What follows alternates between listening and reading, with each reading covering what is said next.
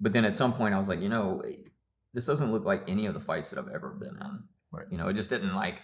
Now I'm kind of embarrassed that it took me as long as it did to come to that realization, because you get this kind of, I think, fascination with the martial arts mystique, and so it's easy to buy into that. You want to be Bruce Lee, you want to, you want to emulate that kind of stuff. But then at some point I'm like, God, this is just no fight I've ever been in. Like I've been bounced off of cars, and like no fight ever looked like any of this stuff we're doing. And then that took me to Krav Maga, which I didn't know anything about. I'd never really heard of it. On the East Coast at the time, we're talking about late 90s, early 2000s. It really wasn't a thing. Right. I just happened to see a magazine article about it, and I was like, this sounds like what I'm looking for. Mm-hmm. So I kind of dove headfirst into that for a while. But at the same time, I was, I started Jiu-Jitsu in 98. I went to Thailand, trained Muay Thai. I was doing a lot of other things to kind of enhance the skill sets that I was learning from the mindset point of view from Krav Maga. Right.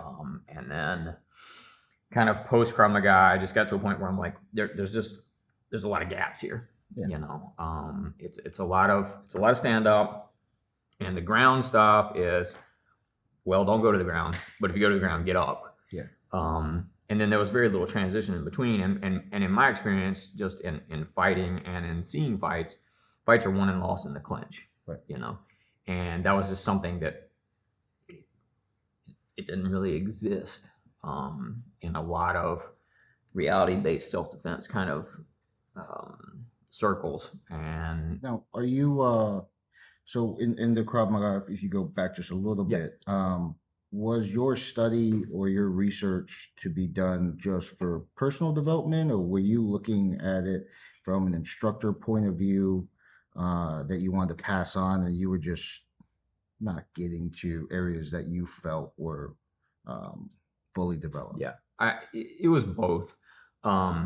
Initially, it was because I had a black belt in a couple of traditional martial arts, and I was teaching a little bit because that's what you do, but I was like, I don't think these people could actually defend themselves if they had to. Right.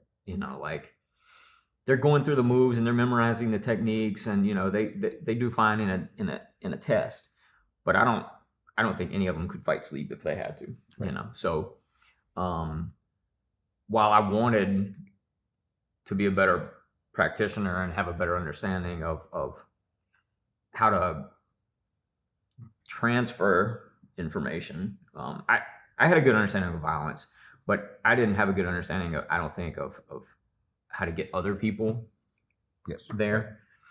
So it's kind of a duality for me. I wanted to get better, but I think it was more I wanted to be able to impart that to other people, and I didn't feel like I was doing that well.